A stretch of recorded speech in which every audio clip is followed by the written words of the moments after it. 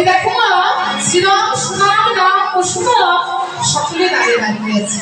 এক কাজ করো, শোনো মা, তুমি তাড়াতাড়ি করে আমায় সাজিয়ে দাও, আর সকল সখাবৃন্দকে সাথে নিয়ে আমি বসতে যাবো, আর বসতে গিয়ে আমি বিনোদ খেলা খেলবো।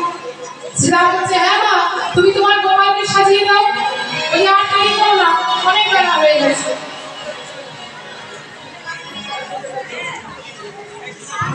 বলছে মা, ওই দেখো সকল সখাবৃন্দ এসেছে তোমার গোপালকে নিয়ে যাবে বলে।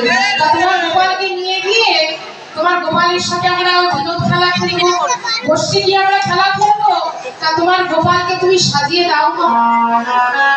মা নন্দরানী বলছি, বলেছিলাম আজ আমার গোপালকে আমি বিদায় দিতে পারবো। জানিস না, আজ আমি দুঃস্বপ্ন দেখেছি, আমার কানাই বলাইয়ের সাথে নেই, তাই বিদায় আমার কিছু মোনাজাত চাইছি। যা বাবা, বলি আজকের মতো তোরাই যা, আজ আমার গোপালকে আমি বিদায় দিতে পারবো না।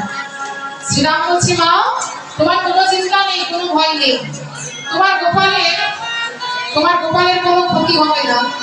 আমরা যখন ওই বসতে গিয়ে বিনোদ খেলা খেলি, তোমার গোপালের ওই খেলা দেখার জন্য কত লোক সেখানে ছুটে আসে জানো। তবে শোনো, তোমার গোপালের খেলা দেখার জন্য কে কে ছুটে আসে? একটা লোক আসে হংসের উপর চেপে। যে লোকটা হংসের উপর চেপে আসে তার চারটে মুখ, আর সেই চার মুখে সদা সর্বদাই রাম নাম জপ করে। আর শুনবে না, তোমার গোপালের ওই খেলা দেখতে আর কি আসে? একটা লোক আসে ষাঁড়ের পিঠে চেপে।